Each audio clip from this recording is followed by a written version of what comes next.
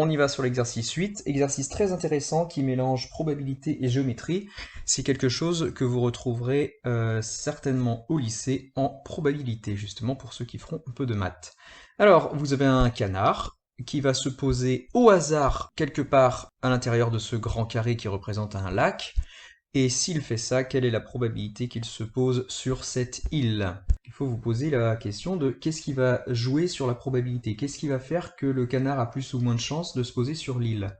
Eh bien, ça va être la surface de l'île par rapport à la surface de l'étang, du lac. Alors déjà, ce que je vous propose de faire, c'est que comme tout est quadrillé, on peut prendre comme unité la surface d'un carreau, comme je l'ai indiqué.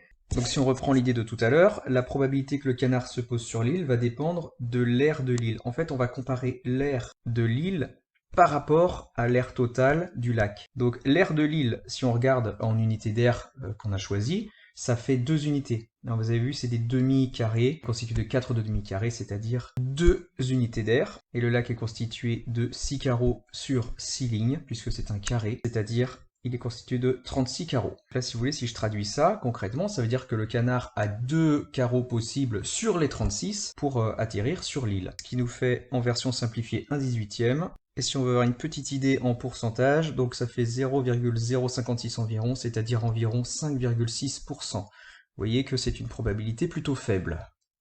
Allez, on passe au niveau 2, donc là on se retrouve dans la même situation un petit peu.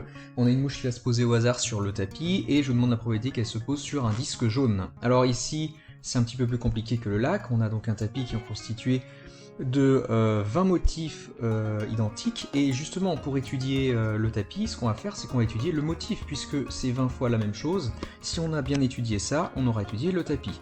Alors si on zoome sur justement un motif, quelle est la probabilité que la mouche se pose sur le disque jaune? Eh bien cette probabilité, c'est simplement l'aire qu'occupe le disque par rapport à l'aire complète du carré. Et je dis bien le carré, je dis pas juste le petit morceau qu'on voit en vert, je dis bien la totalité du carré.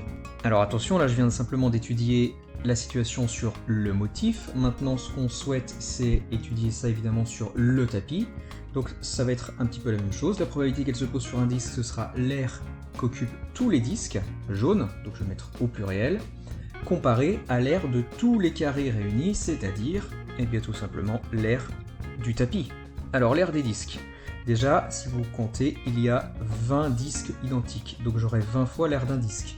Et l'aire des disques, c'est pi fois le rayon au carré. Ça, vous devez le savoir par cœur, et le rayon nous est donné dans le texte, c'est 10 cm. Attention, parfois on donne le diamètre, mais là c'est bon, c'est bien le rayon.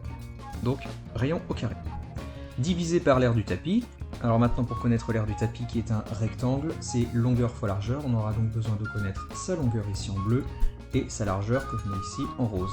La longueur, si vous regardez bien, elle est constituée de 5 diamètres de disque, en sachant que 10 est le rayon, donc le diamètre est de 20, et donc ça fait 5 fois 20, donc c'est-à-dire que ça fait 100 cm de long. Multiplié donc par la largeur est constituée de 4 diamètres, c'est-à-dire 80. Voilà, si vous tapez ça à la calculatrice, vous allez trouver un quart de pi, c'est-à-dire un quart fois le nombre pi. Alors bien sûr, ça ne tombe pas juste, ça fait environ 0,785, c'est-à-dire une probabilité de 78,5%. La probabilité est ici assez grande que la mouche se pose sur un disque jaune.